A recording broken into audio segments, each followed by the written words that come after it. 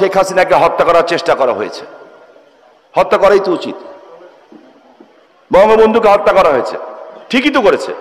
আমি নিজেও চাই যে ভোটের অধিকার হোক। আমি এই সরকারের, আমার সরকারের বিরুদ্ধে কিছু অভিযোগ করতে চাই বিদেশির কাছে। এটা কেমন করে হয়? ভারতে পলাতক আছেন মাননীয় প্রধানমন্ত্রী শেখ হাসিনা, এবং আমি বিষয়টাকে আগের থেকে আজ করছিলাম যে এরকম কিছু একটা ঘটনা ঘটতে পারে। আমি এই কথা দিয়ে এটা প্রমাণ করতে চাই না যে ওনারা করেছেন দেখে আমাকে করতে হবে, এটা আমি বলতে চাই না। আমাকে দলের থেকে জানানো হয়, সরকার প্রধান থেকে প্রধানমন্ত্রী জানান যে আমার উপরে হামলা হবে। ইট ইজ ট্রু যে আমাকে দেশ ছেড়ে যেতে হয়েছে, এবং আমি যে দেশ ছেড়ে গেছি সেটা জাতির পিতার কন্যা মাননীয় প্রধানমন্ত্রীর একবার না কয়েকবারের নির্দেশের পরিপ্রেক্ষিতে। আসসালামু আলাইকুম। একটা কথা মনে পড়ে গেল, সেই কথাটা হচ্ছে আসো খেলবো, খেলা হবে। একদিন মুখ খুলি নাই, ওই যে 24 তারিখ সময় শেষ। আপা আমাকে বলছে শামীম তুই ধৈর্য ধর, আমি ধরছি। বলছে তুই কিছু কথা বলে সরকারের বদনাম হবে, কথা কই নাই। এখন তো সময় শেষ, তুইও সমান আমিও সমান। 24 তারিখের পরে আসো খেলবো, খেলা হবে, খেলা হয়। 24 তারিখের পরে খেলা হবে। তুই তোর খালেদা জিয়া, তোর জামাত, তোর হেফাজত সব নিয়ে আমরা খেলবো। 24 তারিখের পর খেলা হবে। কে কতটুকু মায়ের দুধ খেয়ে রাজনীতি করে 24 তারিখের পর বোঝা যাবে। নারায়ণগঞ্জের গডফাদার শামীম ওসমানের কথা বলছি।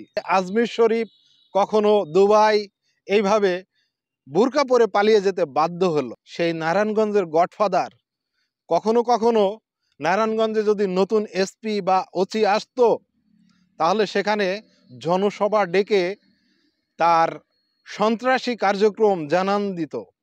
এমন এমন কথা বলতো, প্যান্ট জাঙ্গিয়া নষ্ট করে ফেলতো ওর হুঙ্কার শুনে। তখন কি ধরনের কথা বলতো এবং আপারে কিভাবে তেল মালিশ করত, সেগুলো আজকে আমরা শুনবো। আর এই যে আপা ভারতে পালিয়ে যাওয়ার পরে সে কি ধরনের কথা বলেছে সেটাও আমরা শুনবো। ঠিক আছে, তাহলে চলেন শামীম ওসমানের সেই কথাগুলো শুনি। ভিডিওটি বেশি বেশি শেয়ার করবেন, আর নতুন হলে চ্যানেলটি সাবস্ক্রাইব করতে ভুলবেন না। আমি দেখছিলাম যে আমার নেত্রী, আমার আজকের প্রধানমন্ত্রী, আমার মা শেখ হাসিনা অত্যন্ত টায়ার্ড।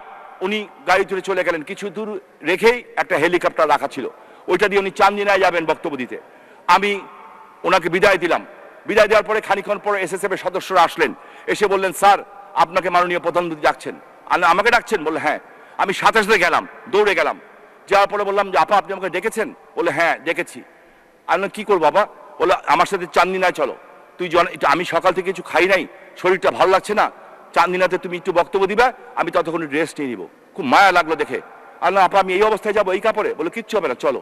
মাত্র 2 মিনিটের ঘটনা আমার জীবন পরিবর্তন করে দিল মাননীয় স্পিকার। বিশ্বাস করেন, সাক্ষী হিসাবে আল্লাহ যথেষ্ট। আমার জীবনের রাজনীতি দর্শন পরিবর্তন করে দিল। আমি দেখলাম সামনে, বেশি দূর না মাননীয়, এই যে আমার থেকে আপনার যত ডিস্টেন্স এইটুক দূরে বেশ কিছু মহিলা দাঁড়ানো আছে। তখন বাঙালির অর্থনৈতিক অবস্থা এতটা ভালো হয় নাই।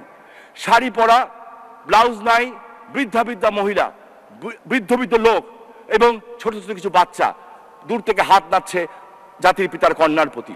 দূর থেকে হাত নাড়ছে, বাচ্চাগুলি বলতেছে হাসিনা ও হাসিনা ও হাসিনা বলতেছে। আমি হঠাৎ করে দেখলাম হেলিকপ্টার সিট থেকে আমার নেত্রী নিচে নেমে গেলেন। নিচে নেমে ওদিকে হাঁটা ধরলেন। এসএসএফ এবং অন্যান্য যারা আছে তাদের দায়িত্ব পালন করছে। বল স্যার স্যার স্যার আর যাবেন না। বললেন সরো তো, সরো, বাংলাদেশের মানুষ আমাকে মারবে না, সাধারণ মানুষ আমাকে মারবে না, সরো বলে আমাকে বললেন শামীম আয়। আমি পিছে পিছে গেলাম। আমি অবাক হয়ে দেখলাম মাননীয় স্পিকার, আমি নিজে সাক্ষী, আল্লাহ তুমি সাক্ষী, আমি দেখলাম ওই মহিলাগুলি যখন ওনাকে বুকে চাপা দিয়ে নিয়েছে, আমি দেখলাম যে উনি চোখটা বন্ধ করে ওই আদরটাকে নেওয়ার চেষ্টা করছেন। আমি দেখলাম মাননীয় স্পিকার ওই বৃদ্ধ বৃদ্ধ লোকগুলি যখন ওনার মাথায় হাত দিচ্ছে, আমি দেখলাম যে উনি ওই ভালোবাসাটা নেওয়ার জন্য আপ্রাণ চেষ্টা করছেন। এরপরে আমরা ফিরে আসছি, ওই বাচ্চাগুলি আবার চিল্লাচ্ছে ও হাসিনা ও হাসিনা। নেত্রী আবার ঘুরে তাকালেন, তাকে হাসলেন। এইবার হেলিকপ্টার উঠে বসলাম, আমি ওনার সামনে সিটে বসলাম। হেলিকপ্টারটা উপর দিকে উঠে আমি দেখছি, এখন আপার সাথে অত কথা বলতে পারি না, মাননীয় প্রধানমন্ত্রীর সাথে বয়স হয়ে গেছে। উনি যখন হেলিকপ্টারে উঠলেন, হেলিকপ্টারে উঠার পর দেখছি নেত্রীর চোখ দিয়ে পানি পড়ছে আর মুখে হাসি। আমি জিজ্ঞেস করলাম যে আপা, বললো কি?